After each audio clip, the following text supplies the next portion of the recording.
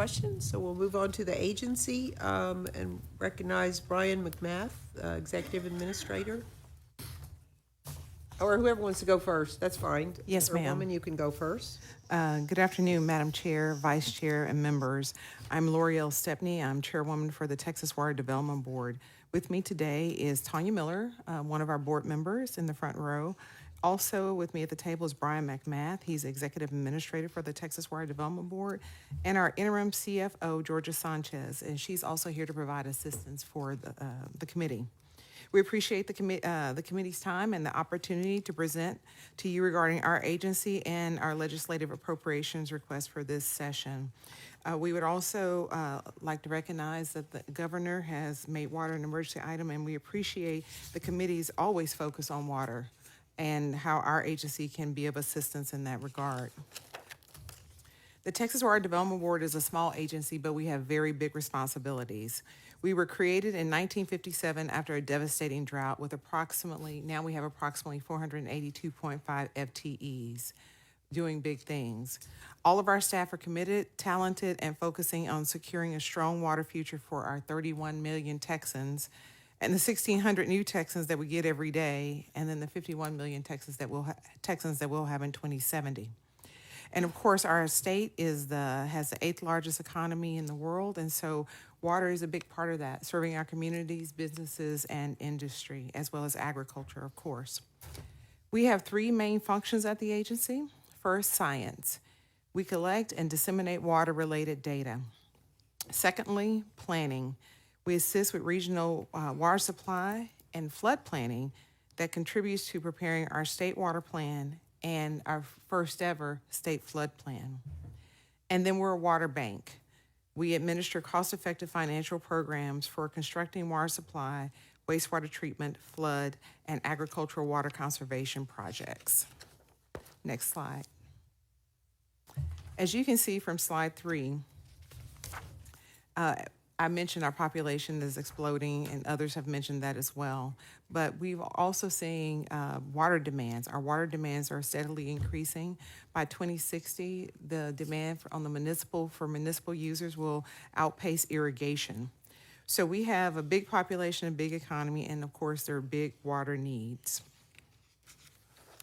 Next slide. For the state water plan, I mentioned that that's one of our major functions at the agency, one of the 3 major functions. We have the Texas Water Development Board. We develop a comprehensive data-driven state water plan every 5 years to assess water demands, identify future shortages, and recommend conservation and infrastructure projects. The state water plan is adaptive, and that's why we have the 16 regional planning groups look at this once every 5 years, because there's so much change with respect to water and population projections in that 5-year period. As I mentioned, we have 16 regional water planning groups. They address needs for municipal, irrigation, manufacturing, livestock, mining, and steam electric power users. We want to ensure that we don't have a repeat with respect to water of the effects of the 1950s drought of record. The plan, when adopted, is presented to state leadership, the governor, lieutenant governor, and the Texas legislature. Our plan is very unique because it's a bottom-up approach. The locals look at their water needs, water demands, and any gaps that are associated with that. Next page. The legislature tasked the Texas Water Development Board with developing our first state flood plan. And as all of you know, in every region of Texas, they've experienced very severe flooding. It may look a little different in the Panhandle than it does in some of the urban areas, but it's still very significant to our communities. So in August of 2024, our board adopted the first ever state flood plan. It's a statewide assessment, first of its kind, bottom-up approach, and a watershed-based planning effort to reduce the impacts of flood. And ultimately, we want to reduce the loss of life and the loss of property. Again, similar to our state planning, water planning process, 15 regions, 350 planning group members, volunteer members, and then we've had 550 public meetings. So of course, we want to thank everyone involved with the state flood planning process for their contributions. Next page. This infographic really illustrates the water demands for Texas. As you can see, the state flood plan estimates $54.5 billion in needs and solutions to mitigate flood risk in Texas. With respect to our state water planning process, the Texas water demand is projected to increase by nearly 9 million acre feet by 2070, while existing supplies are predicted to decline, underscoring the urgent need for long-term water infrastructure investments and conservation strategies. As you can see from the infographic, in 2012, the cost for implementing strategies was around $53 billion, with the state share being $27 billion. But now that has certainly grown exponentially to $80 billion. And these numbers are in 2018 dollars. So as you can imagine, construction costs, interest costs, labor, all of those things have increased. Next, I wanted to mention, because it's such an important part of our funding portfolio, federal funds related to our state revolving funds for drinking water and for clean water. So for wastewater treatment plants as well as for drinking water facilities. As you can see, our programs are 9 or 10 times oversubscribed. We have a need right now for $8 billion, around $4 for drinking water and $4 for clean water. We annually we get we do a IUP, or an intended use plan, and we invite entities to come in and tell us what their infrastructure needs are, and we can never get down the list. The list is so big, $4 billion in each program, big, and we've only been able, last year we funded a total of $443 million for both programs. And I will say that, Congress allocates money to the states for the SRFs, but these are the workhorse for our existing infrastructure. We talked about boil water notices earlier. We talked about folks needing to drop new wells or expand their distribution system or put in new treatment plants. A lot of that comes, or has enforcement with our sister agency, TCEQ. A lot of those projects come through the SRF programs. Next page. Brian is going to talk about our exceptional item request, but I did want to show some of the key growth metrics for to the committee for what we've seen since 2013. And we picked 2013 because the legislature created the SWIFT program, the SWIFT funding program, the State Water Implementation Fund for Texas, Hallmark program, $2 billion investment by the state, and we've been able to fund $11.5 billion worth of projects when it was anticipated that we would only fund $8 billion over a decade. So we started with 2013, and as you can see, the assets under our management has grown from $6.9 billion to $22.8 billion. New commitments in 2013 were $382 million, and 2014, $3.8 billion. Construction projects from 142 to 794, and then funds delivered closings from $499 million to $1.5 billion. So since 2013, we've had the SWIFT program, we've had the Texas Infrastructure Resiliency Fund, we've had the Flood Infrastructure Program, and then last year we implemented the Texas Water Fund, an additional $1 billion. All of these really just demonstrate that there's a significant infrastructure need for water in Texas. And then, of course, on the resource side, our resources have not kept pace with the escalating demand for water infrastructure. And I'll just turn it over to Brian, and he can talk about our exceptional items. Thank you, Chairwoman Stepney. Chair Huffman, members of the committee, for the record, my name is Brian McMath. I'm the Executive Administrator at the Texas Water Development Board. So we have 13 exceptional items totaling over $175 million. The first three have to do with personnel. Chairwoman Stepney and AJ at the LBB mentioned the Texas Water Fund that was implemented or created last session, and we've implemented this session, or this interim, excuse me. We need about 50 FTEs and a little over $8 million for the additional staff resources to effectively administer those dollars. Obviously, the introduced bill of the budget contemplates additional funding into the water fund, which is amazing because as you all know, usually, well, this is the first session that I've seen that we're starting out by proposing additional money for water. So that's a fantastic start. So thank you all for that. Next, we have some targeted salary adjustments. Those are intended to address some staff salary deficiencies, allowing some of our staff to get up to the midpoint, and then also to enhance salaries for hard to recruit and hard to retain positions. Exceptional item number 3 is our board member group classification.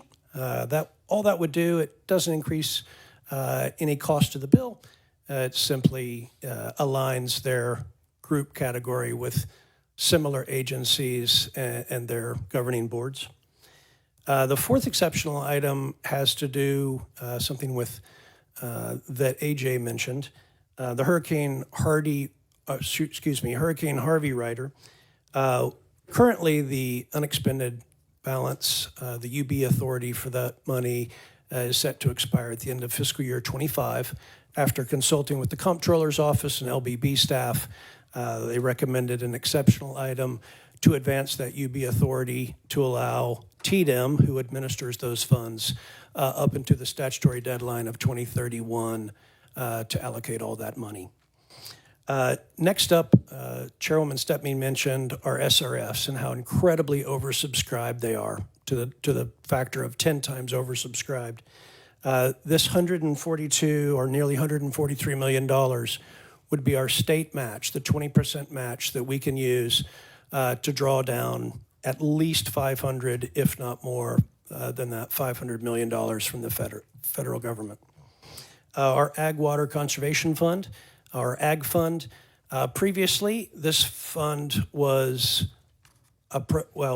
funded through one-time appropriations about every 10 years, $15 million. After consulting actually with Senator Nichols in our efforts to replenish this fund, he recommended going after an annual appropriation just so that it has continuous funding so that those ag producers can count on both grants and loans for high-efficiency irrigation efforts. Information technology risk mitigation, number 7 on our list. This would be $2.6 million and FTEs. As Chairwoman Stepney mentioned, we manage over $22 billion worth of assets. So we are a huge infrastructure bank. And so cybersecurity and the efforts to modernize our IT systems are paramount to our success. This exceptional item would help us do that. Next, our groundwater data collection analysis, about $750,000 and 2 FTEs. This would help with recorder well and springs monitoring and ensuring that water quality analyses are effective with respect to groundwater. Surface water data collection and analysis, $1.6 million and 2 FTEs. This helps us with our surface water data sets. The chairwoman mentioned that we have an entire science arm that we collect data, we do modeling, and analyze that science for communities throughout the state. This would help understand evaporation, reservoir storage, sedimentation, stream flows, things like that. Number 10 on our list is our Tex Mesonet coverage. Tex Mesonet is a fancy word for weather stations, and we have them throughout the state that measure all kinds of weather aspects, anticipating weather changes, and the impact that they can have on the environment. This would build out our statewide Tex Mesonet weather station network. Last session, there was legislation to establish the TWDB as the primary agency for overseeing that network. This money would help us bolster the existing network. Finally, we have 3 more exceptional items. Our materials lab, or MAT lab facilities. Frankly, we've outgrown our space, and this would allow us to double our storage capacity for our boats, our Tex Mesonet stations, et cetera, as we're building those. Agency vehicles, you've heard from other agencies, we have an outdated fleet, so we're asking for nearly $500,000 to replace about 10 vehicles. And last but not least, our agency digitization initiative. The Texas Water Development Board has been around since the 50s, and we have a tremendous amount of paper records. We've already begun to digitize those records, but as you can imagine, there's quite a bit left. This money at the about $2.5 million would allow us to continue that effort, eventually finished. We currently store those records at TSLAC, and so we would continue to work with TSLAC to put all those online so that communities throughout the state could access that data. And Madam Chair, I just had one more thing to mention, if that's okay. Getting late, so just, It'll be quick. you'll be losing members. I know there's so many events that some people need to get to. I just wanted to Take your mention time. that our experience level is 66% of our staff have less than 5 years of agency experience, and 37% have less than 2 years of experience at the agency. Thank you. Thank you. Thanks for your presentation. Senator Alvarado? Thank you, Madam Chair. Thank you for the presentation. In talking with some of the folks, different representatives from the city of Houston, I've learned that they've had some challenges on opportunities to secure financing through the Water Development Board for rehabilitation, replacement for existing infrastructure. For the sake of time, I won't go through each one, but I'll just give a couple of examples. So with the SWIFT, many of their water infrastructure needs are for capital replacement, which are not eligible under the SWIFT. For the Clean Water State Revolving Fund, since 2020, the City of Houston has not been successful in securing financial assistance through the CWSRF. And then you've got the Drinking Water State Revolving Fund. They continue to have submitted various requests for assistance through that program, and within that program, the disadvantaged community criteria must be met for the overall utility service area, eliminating the opportunity to receive points for projects that benefit disadvantaged and underinvested communities within a portion of the service area. So I'd like to continue the conversation at another time, and there are several other examples for the different programs that they've had challenges for, not meeting various eligibility. And I don't know if that's something we need to go back and tweak a little bit. I know that they've had conversations with Chairman Perry as well. Thank you, Senator. I appreciate you bringing that to our attention. It underscores the challenges that the agency faces meeting the tremendous need throughout the state. With respect to the SRF programs that you mentioned, Chairwoman Stepney had mentioned they're 9 and 10 times oversubscribed. Those federal programs were designed to address enforcement issues. And so unfortunately, while they are our workhorse programs for replacing infrastructure, if you're not under enforcement, you're down list. And unfortunately, we can't get to everyone. That said, the $143 million in our exceptional item list will increase our capacity and the ability to draw down federal funds. And so I appreciate you bringing that to our attention. SWIFT, that's new water supply. And so, yeah, we are having tremendous success in our SWIFT program. So we look forward to continuing that. Thank you. Senator Zaffarini? Thank you, Madam Chair. You talked about the need statewide, and could you briefly give us some insight into how many requests you have had for water funds, how many applications have been denied, and how many have been accepted, and what level of funding would you need to meet those needs? So we mentioned earlier the creation of the Texas Water Fund, and with Senator Perry's effort and all of your support last session, that master fund allows our board the flexibility to enhance program capacity. So our SRFs, again, our clean water is about 9 times oversubscribed. While, an illustrative way to think of that is we have to tell 9 or 8 entities no for every one yes. But it doesn't quite work that way. We work our way down the list. We have certain amount of free money or principal forgiveness. And then those communities who we can't reach with respect to funding, we can always carry forward those applications to the next year. So we continue to try to work with those communities to address their needs. If they can't afford to wait, Senator, we do have other programs. They might be less financially attractive, but they don't have the same capacity limitations. And so, again, we try to put together packages of financing that meets their need, both immediate need and long-term. And I will remind everyone, just keep this in your mind, there's $2.5 billion in the supplemental, and I'm not saying where it's going with program, I'm not commenting on that at all, but just so when you ask these questions, remember, there's $2.5 billion put aside already, so I didn't know. how it's gonna be used or where, that's to be TBD. I look forward to seeing the Yes, supplemental right, bill. so I want you to ask your questions, but digging into things at this point is really just speculations. Yes, ma'am. Yes. The Lieutenant Governor shared some information regarding the number of cities in Texas with significantly old water infrastructure. Do you have a plan for working with those cities to address those needs? Yeah, so there's been various assessments done with respect to aging infrastructure. You may recall from last session, Senate Bill 28 made water loss and conservation one of the priorities that we would achieve with respect to the Texas Water Fund. This past interim, through allocating Texas Water Fund dollars, we were able to address about 80 systems to the tune of about $250 million to update those. But that need is incredible. I've heard estimates close to $80 billion for our statewide infrastructure needs.